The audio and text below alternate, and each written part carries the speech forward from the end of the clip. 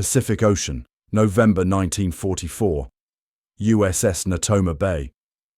The American officer's request echoed in Seaman Takeo Shibata's ears, incomprehensible despite his perfect understanding of English.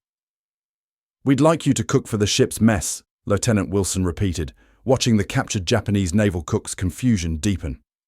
After weeks as a prisoner following his rescue from a sinking Japanese destroyer, Shibata had expected interrogation, perhaps torture, as Imperial training had promised. Instead, this American offered him kitchen knives and authority over food preparation for both prisoners and captors alike. The Imperial Japanese Navy had trained Shibata rigorously in the traditions of wartime cooking. Hierarchy defined every meal. Officers received fish and rice, while enlisted men subsisted on lesser portions. The Emperor's symbolic first portion, always the finest cut, represented the divine order that sustained Japan's military structure. No meal began without this ritualized allocation that reinforced each man's place in the imperial hierarchy. American practice obliterated these distinctions. Lieutenant Wilson explained matter-of-factly that everyone aboard, officers, enlisted men, and even prisoners, would eat identical meals from the same steam tables. "We need your help," he said, "because our men enjoy your rice preparation techniques, and we're short on mess staff." The request wasn't ceremonial or symbolic, but pragmatic. Americans needed cooks, and Japanese prisoners needed purpose. By late 1944, American forces held approximately 5,424 Japanese prisoners, an unexpectedly small number reflecting the Japanese military code that preferred death to surrender. Military Intelligence Service records confirmed that only 1 in 120 Japanese combatants became prisoners compared to 1 in 3 Germans. This scarcity made Japanese POWs with specialized skills particularly valuable. Naval records from November 1944 document 31 Japanese naval cooks distributed among various Pacific Fleet vessels and island bases, their culinary knowledge officially designated as non-strategic intelligence assets. What began as practical necessity aboard vessels like the Natoma Bay evolved into a systematic reassessment of cultural understanding. Japanese cooks encountered American naval provisioning that, despite wartime rationing, exceeded Imperial Japanese Navy allocations by approximately 60% per man. According to quartermaster records, daily caloric provisions for U.S. Navy personnel averaged 3,600 calories versus 2,500 for Japanese naval personnel during optimal supply conditions. Shibata's first day in the American kitchen demolished Imperial propaganda more effectively than any interrogation. The walk-in refrigerator contained more meat than his previous ship carried for a month. The stores of preserved fruits, vegetables and dairy products, items largely absent from Japanese military diets by 1944, suggested not just abundance but systematic planning. Most revealing were the identical meal trays prepared without regard for rank, a practice unthinkable in Japanese military culture, where food allocation physically manifested hierarchical structures. The democratization of food represented America's most powerful ideological weapon. Each meal prepared by Shibata and other Japanese cooks demonstrated equality through practical daily experience rather than abstract propaganda. Letters later collected by occupation authorities revealed that Japanese POWs frequently mentioned food equality in correspondence, heavily censored but preserved in military intelligence files. One captured letter from a cook at Camp Livingston noted with astonishment, "Americans believe proper nourishment is every man's right, not a privilege of rank." This culinary revelation spread beyond shipboard kitchens to specialized POW facilities at Camp McCoy, Wisconsin, Camp Livingston, Louisiana, and Camp Shelby, Mississippi, where Japanese cooks found themselves incorporated into mess operations, serving both American personnel and fellow prisoners. At Camp McCoy alone, 12 Japanese cooks supervised by American mess sergeants prepared daily meals for over 1,200 personnel, introducing hybrid Japanese-American cuisine that became unexpectedly popular among guards and administrators. The mathematics of abundance, calculated in protein grams and calories rather than propaganda, systematically dismantled Imperial indoctrination.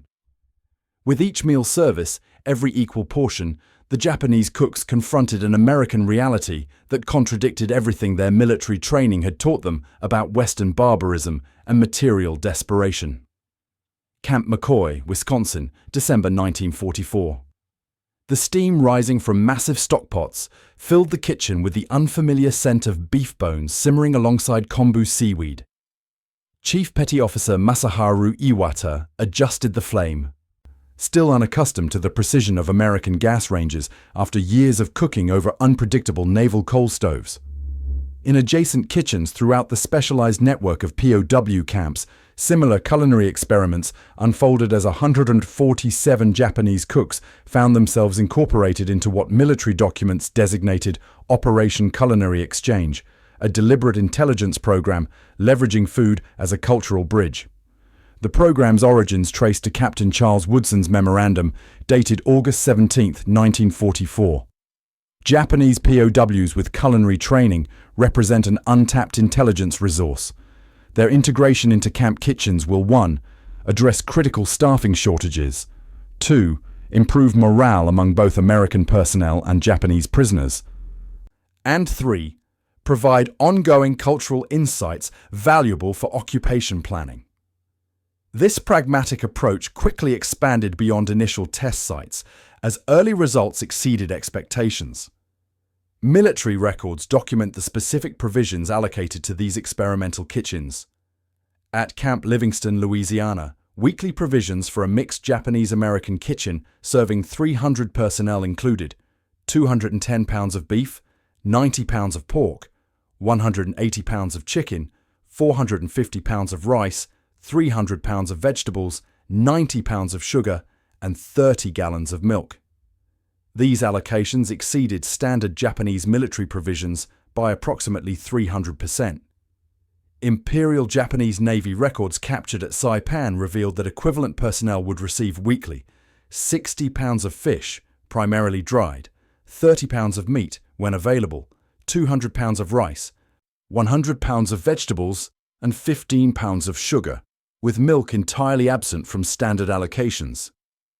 The abundance shocked Japanese cooks, accustomed to wartime scarcity.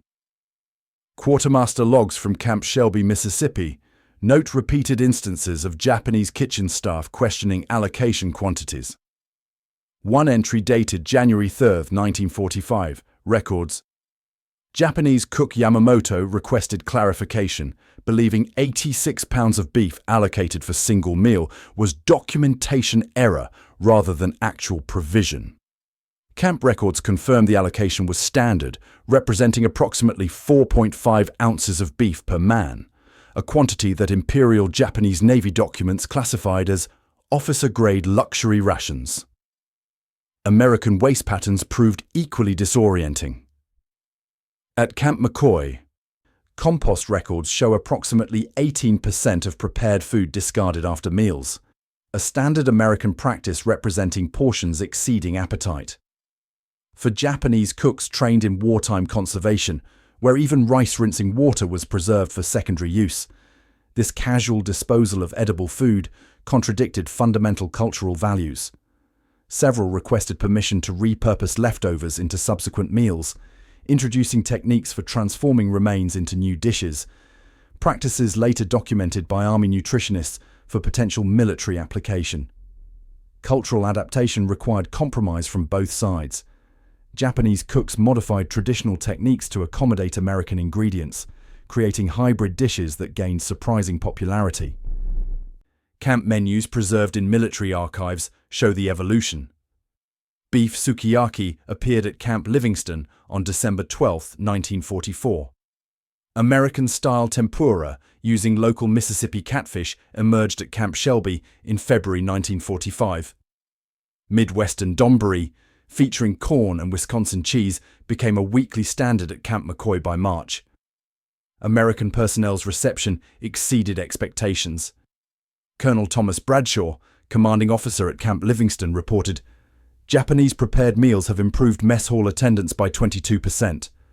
Officers increasingly forego private dining to participate in general mess. This unexpected cultural exchange extended to special meal events where guards and administrative personnel sat alongside trusted prisoners, a physical manifestation of democratic principles through shared sustenance. The psychological impact manifested in subtle behavioral shifts. Medical officers noted improved compliance and reduced disciplinary incidents among Japanese POWs participating in kitchen programs.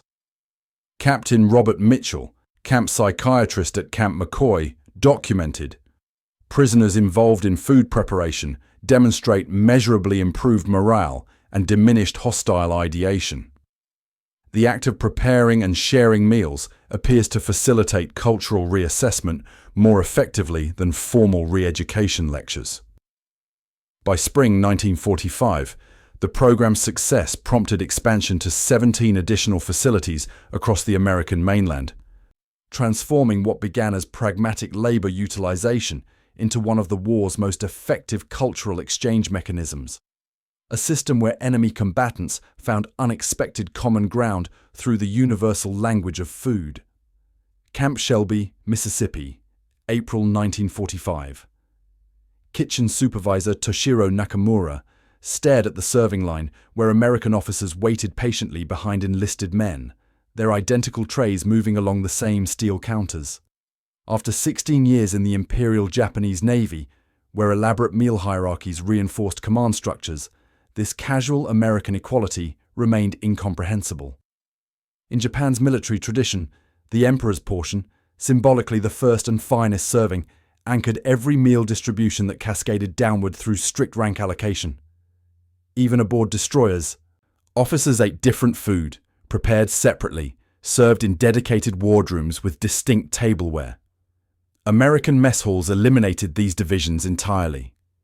Camp Shelby's standard operating procedures, document SM-45-116, specified all personnel, regardless of rank, receive identical portions from common service lines.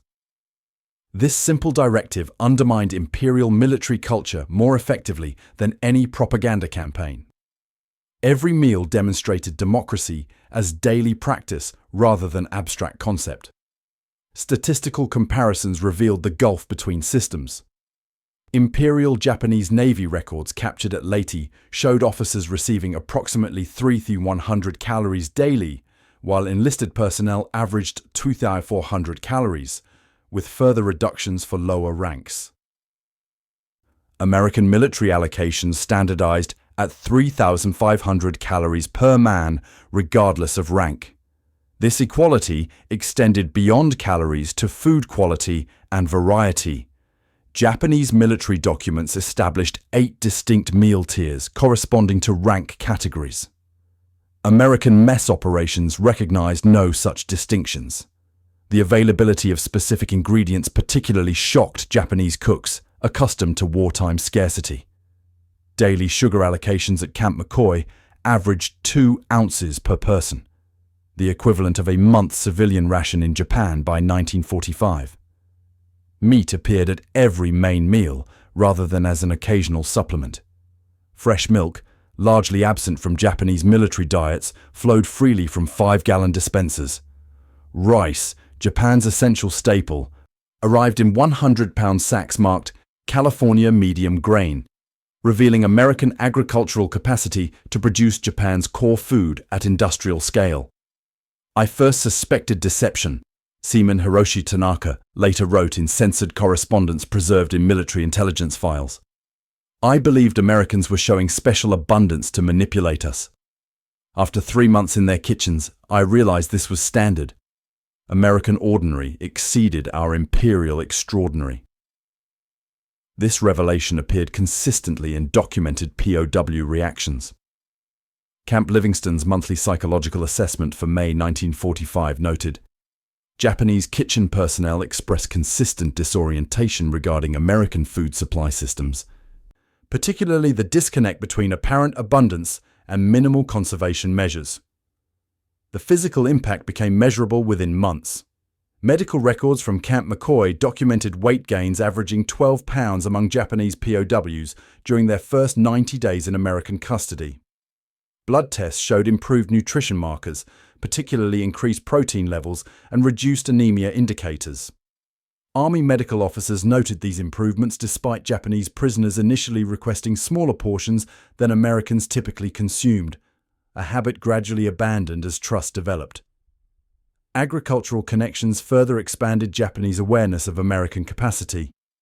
At Camp Shelby's 40-acre support farm, Japanese POWs worked alongside American personnel, cultivating vegetables for camp consumption. The scale, mechanization, and yield exceeded Japanese agricultural norms by approximately 400% per acre. Camp records document Japanese prisoners repeatedly requesting clarification about farming methods, seed varieties, and equipment specifications, knowledge later applied during occupation-era agricultural reforms. Supply chain revelations proved equally significant. Japanese cooks witnessed weekly deliveries from regional distributors rather than centralized military logistics, revealing America's hybrid military-civilian procurement systems. A single refrigerated truck arriving at Camp Livingston carried more meat than many Japanese military units received monthly. Documentation shows Japanese kitchen personnel frequently requested permission to inspect delivery manifests, storage facilities, and ordering systems. Request granted as part of the program's cultural education component. The nutritional contrast between systems became starkly visible during Red Cross inspections. International Red Cross representative Dr. Marcel Junod, visiting Camp McCoy in June 1945, noted, "Japanese prisoners appear better nourished than Japanese combatants examined in Pacific field hospitals. The transformation is remarkable. POWs in American custody display improved physical condition compared to active Imperial troops." This observation, reported internationally, contradicted Japanese propaganda claiming American mistreatment of prisoners. By summer 1945, what began as practical labor utilization had evolved into profound cultural education.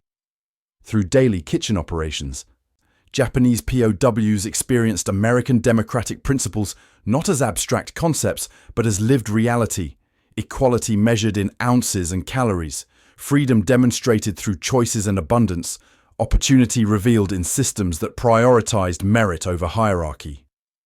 Camp Livingston, Louisiana, July 1945. The mess hall transformed as paper lanterns hung from ceiling beams, illuminating tables arranged in unfamiliar patterns. Chief Petty Officer Masao Kurata directed fellow Japanese cooks preparing dishes unauthorized in any military manual, foods that celebrated rather than sustained.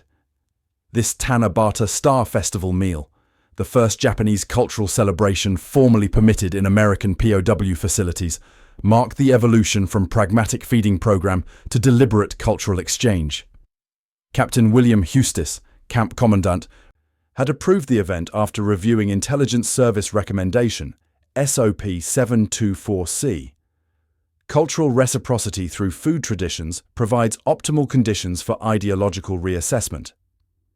This systematic expansion of culinary diplomacy appeared throughout the specialized camp network. Army records document 37 formal cultural meal exchanges between February and August 1945, including Buddhist Obon observances at Camp McCoy, regional Japanese New Year traditions at Camp Shelby, and American holiday introductions to Japanese prisoners. The Independence Day celebration at Camp Livingston featured Japanese cooks preparing American barbecue alongside traditional Japanese summer dishes, physical manifestation of cultural synthesis through shared preparation and consumption. Local communities increasingly participated in these exchanges. Women's clubs from Leesville, Louisiana, organized cooking demonstrations with Japanese kitchen staff at Camp Livingston. The Jackson County Historical Society documented traditional Japanese preparation methods demonstrated by Camp McCoy prisoners. The Mississippi Home Extension Service recorded Japanese preservation techniques from Camp Shelby cooks. These interactions, initially viewed with suspicion, evolved into genuine cultural appreciation as food transcended political boundaries. The War Department recognized the program's intelligence value beyond immediate prisoner management. Directive WD 5631 established systematic documentation procedures. Japanese culinary techniques, ingredients, and cultural food practices shall be recorded for potential application during occupation operations. Army photographers captured preparation methods, while military nutritionists analyzed recipes and techniques. The resulting archive, comprising 217 detailed recipe cards, 186 technique descriptions, and 43 cultural context documents, became foundational material for occupation planning. Nutritional science expanded through this cross-cultural examination. Medical Corps research compared traditional Japanese diets with American standards, documenting specific health indicators among prisoner populations. Camp Shelby's medical unit reported, Japanese prisoners maintaining partial traditional diet patterns demonstrate 23% lower incidence of digestive complaints compared to those fully adopting American consumption patterns. Similar findings at Camp McCoy prompted research into dietary balance that later influenced post-war Japanese school lunch programs. Statistical health improvements contradicted Imperial propaganda. Military medical records show Japanese POWs in American custody gained average 18.7 pounds during captivity, while maintaining improved blood pressure, reduced anemia indicators, and enhanced dental health compared to combat prisoners examined in Pacific theaters. These metrics, documented through standardized examinations, provided irrefutable evidence against Japanese claims of American mistreatment, evidence particularly powerful when transmitted through censored but permitted letters to families in Japan. Psychological assessments tracked attitude transformations with unexpected precision.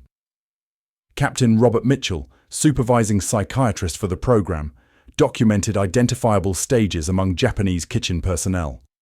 Initial suspicion, weeks 1 to 3. Confusion regarding abundance, weeks 4 to 8.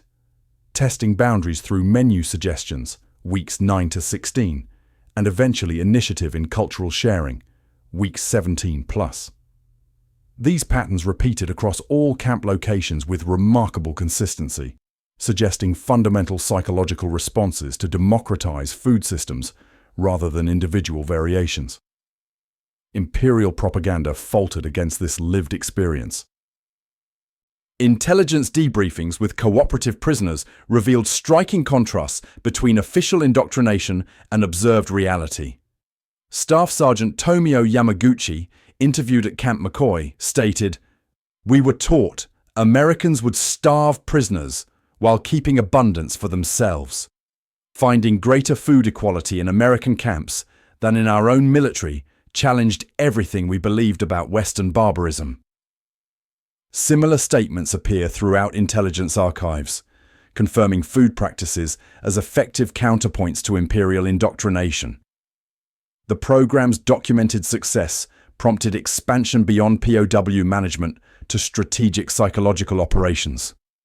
By August 1945, materials developed through the cooking program were being adapted for civilian application in anticipated occupation zones. Plans designated Operation Culinary Democracy outlined how American occupation forces would address anticipated food shortages while simultaneously introducing democratic principles through food distribution systems. Individual transformations among key Japanese participants revealed the program's deepest impact. Master Chef Ichiro Takahashi, who had prepared meals for Japanese admirals before his capture at Leyte Gulf, wrote in his permitted journal, "I believed cooking expressed natural hierarchy. Finest ingredients for highest rank. Americans showed me how shared quality can unify rather than divide. This lesson came not through lectures, but through daily preparation of equal meals for generals and privates alike." These personal revelations, multiplied across hundreds of Japanese culinary professionals in American custody, would soon reshape Japan's relationship with food, and through food, with democracy itself. Camp McCoy, Wisconsin, September 1945. Lieutenant Hiroshi Oshima slid the gleaming stainless steel blade through the roast beef, creating perfectly uniform slices that would have been impossible with the carbon steel knives of the Imperial Navy. After 10 months in American custody, his hands had adapted to Western cutting techniques, his mind to American abundance, and his worldview to possibilities beyond imperial doctrine.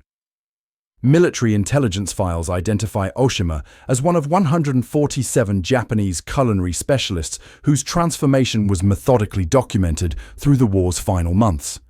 Their collective experience would soon influence Japan's post-war reconstruction more profoundly than military strategists anticipated. Censored correspondence preserved in National Archives files reveals how these culinary experiences penetrated Japanese consciousness. Chief Petty Officer Toshio Matsuda wrote to his family in Osaka, "Americans use refrigeration technology beyond anything in our naval facilities. Their ordinary enlisted men eat beef 4 times weekly. Milk, fresh, not powdered, flows freely at every meal. These are not special rations, but standard provisions for all ranks." Military censors permitted these descriptions, recognizing their potential to contradict imperial propaganda about American deprivation. Post-surrender interviews conducted by occupation authorities captured these transformations with remarkable consistency. Master Chef Isamu Kusakabe, interviewed in Tokyo during October 1945, stated, "My 2 years in American custody completely revised my understanding of industrial food systems. Their preservation methods, distribution networks, and production capacity operated at scales we had been told were propaganda fabrications. Witnessing this reality with my own eyes and hands made denial impossible."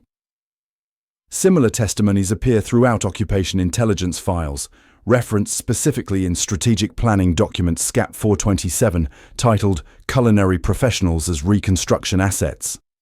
The technological transfer extended beyond ingredients to fundamental kitchen operations. Japanese cooks encountered equipment unprecedented in their experience.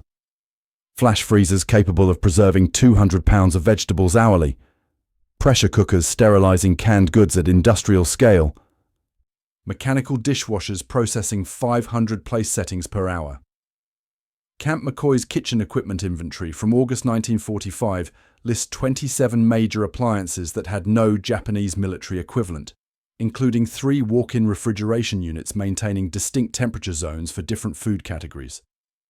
Preservation methods particularly impressed Japanese culinary professionals accustomed to limited storage options.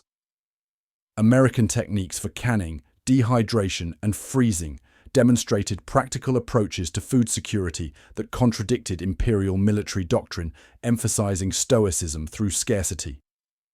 Chief Warrant Officer Takashi Yamamoto documented these methods meticulously in journals permitted by camp authorities. Drawings and specifications later incorporated into occupation-era training materials for Japanese food industry reconstruction. American food safety standards systematically dismantled Japanese acceptance of wartime compromises. Daily sanitation procedures, stainless steel surface sterilization, temperature monitoring, cross-contamination prevention, exceeded imperial military requirements by substantial margins. Health inspection reports from Camp Livingston document Japanese kitchen personnel initially resisting hand-washing protocols, requiring 20-second duration with antibacterial soap before handling food, practices exceeding Japanese military standards by 300% in duration and frequency. The scale differences between systems became mathematically undeniable. Camp Shelby's kitchen prepared 4,500 meals daily with 12 staff members, a productivity ratio approximately 400% higher than comparable Japanese military operations.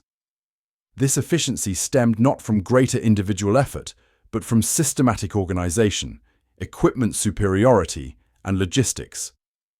Japanese kitchen leaders frequently requested permission to diagram American workflow systems, creating technical drawings later applied to commercial kitchen design in occupied Japan.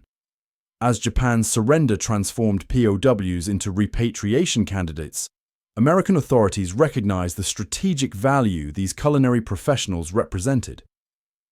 Occupation Planning Directive, SCAP 731, established specialized training programs for Japanese kitchen personnel prior to repatriation. These 4-week courses, conducted at designated facilities including Fort Lee, Virginia, provided formal certification in American food service methods, industrial kitchen management, and nutritional planning, qualifications later prioritized during occupation hiring processes. Statistical analyses compiled for occupation authorities quantified the systemic differences between Japanese and American food systems that these prisoners had witnessed firsthand. Daily per capita protein consumption: American military 110 grams, Japanese military 62 grams. Fresh produce availability: American 12 ounces daily, Japanese 5 ounces when available. Dairy consumption: American 16 ounces daily, Japanese negligible except for officers. Caloric distribution by rank: American variation 0%, Japanese variation up to 40% between highest and lowest ranks. The cultural adoption extended beyond practical techniques to fundamental food items previously unfamiliar in Japanese military contexts. Camp consumption records show Japanese POWs gradually increasing consumption of dairy products. Initial rejection rate 72%, final rejection rate 31%. Beef, initial preference rating 3.2 to 10, final rating 6.8 to 10, and processed wheat products, initial consumption 2 ounces daily, final consumption 5.6 ounces daily. These shifting preferences, carefully documented in quarterly reports, foreshadowed post-war Japanese dietary transformations that would reshape national nutrition patterns for generations. As 1945 ended and repatriation processes accelerated, these Japanese culinary professionals prepared to return to a homeland physically devastated yet intellectually transformed. Their specialized knowledge, not of weapons or tactics, but of food systems that sustained equality rather than reinforced hierarchy, represented an unexpected asset in democracy's most ambitious reconstruction project. Tokyo, April 1946. The cafeteria serving General MacArthur's headquarters staff operated with quiet efficiency under the direction of Masao Kurata, former Imperial Navy Chief Petty Officer, now Civilian Director of Food Services for Supreme Commander Allied Powers Facilities. The gleaming stainless steel counters, refrigeration units, and serving lines, direct imports of American systems Kurata had mastered during 18 months at Camp Livingston, fed 1,200 occupation personnel and Japanese staff daily. This unassuming cafeteria represented the vanguard of Japan's culinary reconstruction, part of a deliberate program integrating former POW cooks into post-war recovery efforts. Occupation records document 131 former Japanese military cooks who received priority employment in SCAP operations between September 1945 and December 1947. Their American training proved invaluable during acute food shortages that defined early occupation years. While average Japanese citizens subsisted on daily rations of 1,042 calories against recommended 2,100 calories, these culinary specialists implemented American efficiency techniques that stretched limited supplies. Reports from Yokohama port facilities credit former POW nutritionists with reducing rice loss during processing by 14% through modified American preservation methods, saving approximately £2.3 million during 1946 alone. The democratic cafeteria concept spread beyond occupation facilities to Japanese civilian institutions. Nippon Steel's Yawata Works cafeteria, redesigned in 1947 under former Camp McCoy prisoner Toshiro Nakamura's direction, eliminated traditional hierarchical dining arrangements that had previously separated workers by rank. Company records note productivity increased 7% following implementation of American-style single-line service, where managers and labourers ate identical meals from the same counters. Similar transformations occurred at Mitsubishi shipyards, Tokyo Electric Power facilities, and government ministries, each supervised by Japanese culinary professionals whose American captivity had transformed their understanding of institutional food service. School lunch programs became particularly powerful vehicles for nutritional democracy. The 1947 School Lunch Act, drafted with significant input from Japanese nutritionists trained in American POW facilities, established standardized meal programs initially serving 250,000 children daily.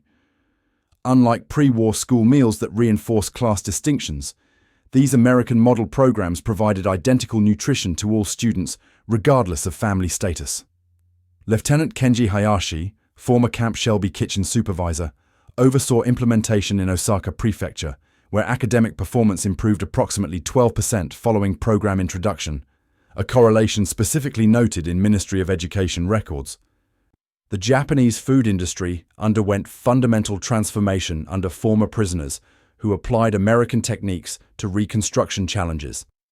Ichiro Takahashi, once responsible for feeding Japanese admirals, established Tokyo's first industrial bread bakery in 1948 using production methods learned at Camp McCoy.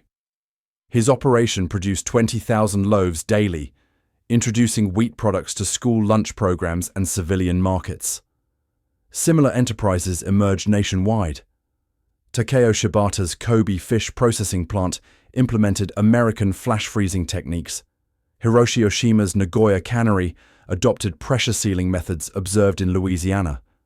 Masaharu Iwata's Hokkaido Dairy Cooperative utilized pasteurization systems first encountered in Wisconsin.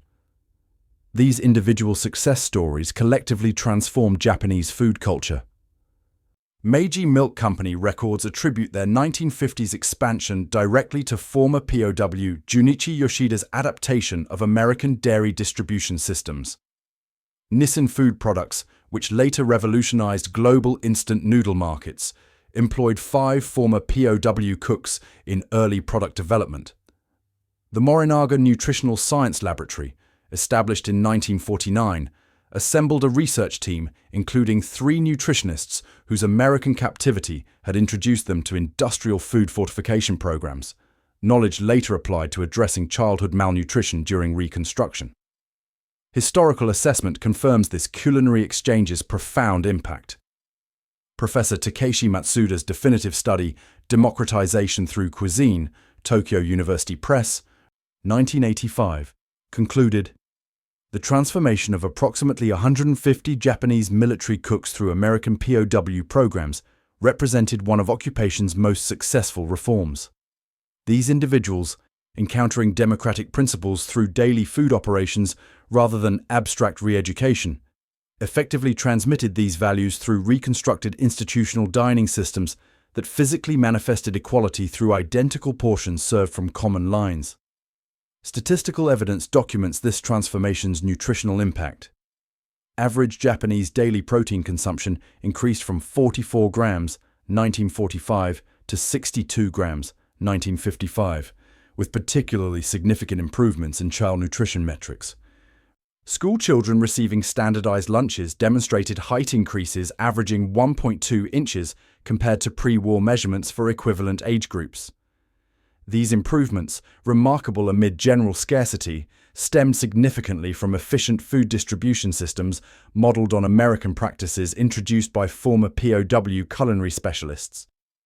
Symbolic meals mark this reconciliation through shared cuisine. When Emperor Hirohito first dined with General MacArthur in September 1945, the meal was prepared by a joint Japanese-American culinary team, including former POW Takashi Yamamoto.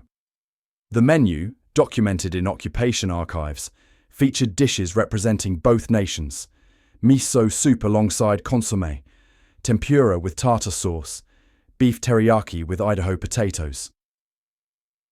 This carefully orchestrated diplomatic meal embodied culinary reconciliation that would eventually transform into genuine cultural exchange. Former prisoners who had once been stunned by American requests to feed everyone eventually became Japan's ambassadors of culinary democracy. Their experience, transformation through practical demonstration rather than ideological instruction, proved remarkably effective in rebuilding a nation. The democratization of Japanese food systems, initiated in American prison camps, where enemy cooks encountered equal portions and abundant ingredients, ultimately reconstructed not just kitchens, but consciousness itself. Japan's post-war economic miracle began not with industrial policy, but in cafeteria lines, where formerly hierarchical dining transformed into shared experience. proving once again that humanity's most profound connections form not through force, but through the simple, powerful act of breaking bread together.